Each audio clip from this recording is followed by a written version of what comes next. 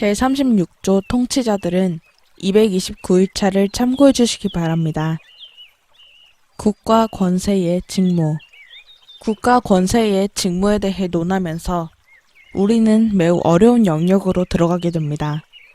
본 조항이 말하고 있는 인간들의 방탄함이 억눌려져 인류 가운데 모든 일들이 선한 질서에 따라 바르게 계속되도록 하시기 위함과 같은 권세자들의 직무는 그렇게 복잡한 문제가 아닙니다. 다시 말해서 국가 권세는 악을 억누르거나 처벌함으로써 그리고 선을 보상함으로써 십계명의 둘째 돌판이 지켜지도록 강제하기 위해 있습니다. 물론 법 집행의 관점에서 본다면 많은 이야기를 할 수 있겠지만 이는 상당히 분명하고 직설적인 표현입니다.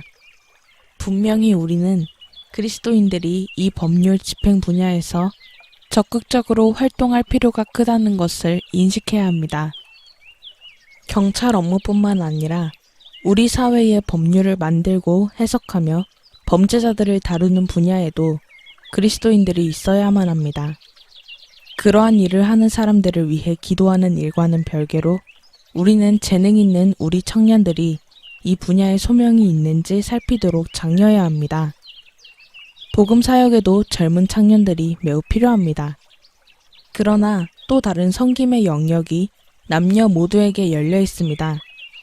따라서 우리 젊은 학생들 중 이러한 직업에 마음이 이끌리는 사람들이 있다면 이 분야에서 주님을 섬길 목적을 가지고 학업을 계속하기를 바랍니다. 그러나 본 조항의 다음 내용은 그렇게 간단하지가 않습니다. 사실 벨직 신앙고백서의 전체를 통틀어 가장 골치 아프고 얽혀있는 부분이라 할 수 있습니다. 거룩한 사역을 보호하며 모든 우상숭배와 거짓 예배를 제거하고 막는 것이 정말로 국가의 직무입니까? 과거에 국가와 교회가 긴밀히 함께 일해야 한다고 생각하여 일부 영역에서 국가와 교회가 겹쳐지던 때가 있었습니다. 또한 교회와 국가 중 누가 궁극적인 권위자인가를 두고 거듭되는 갈등이 유럽 역사 전반에 걸쳐 있어 왔습니다. 벨직 신앙고백서를 작성한 귀도드 브레와 그의 많은 동료들은 교회의 거짓 교리를 제거할 의무가 정부에게 있다는 견해를 고수했습니다. 이 사상이 본 조항의 표현들에 반영되어 있습니다. 우리는 모든 인간에게 참되신 한 하나님을 예배할 의무가 있다는 것을 인정해야 하고 정부는 자신의 권위가 하나님으로부터 온 것을 깨달아야 하지만 우리는 이상적인 환경에서 살고 있지 않다는 사실 또한 인정해야 합니다. 우리 사회는 다형적입니다. 이는 우리 사회에는 수많은 서로 다른 형태의 사회 구조와 종교들이 존재하며 중립적인 입장에 머무르고 있음을 의미합니다. 슬프게도 우리는 이 중립성이라는 말이 대개 하나님의 말씀을 대적하는 입장을 뜻한다는 것을 보게 됩니다. 실상은 중립적일 수 없는 문제이기 때문입니다. 그렇지만 다원주의적 사회의 정부는 한 종교를 다른 종교보다 선호하지 않습니다. 모든 종교가 자신만이 참된 종교라고 주장할 것이기 때문입니다. 그럼에도 불구하고 우리는 참된 종교가 부흥할 수 있는 바탕을 제공할 직무가 권세자들에게 있다고 단언합니다. 여기에는 교육의 영역이 포함됩니다.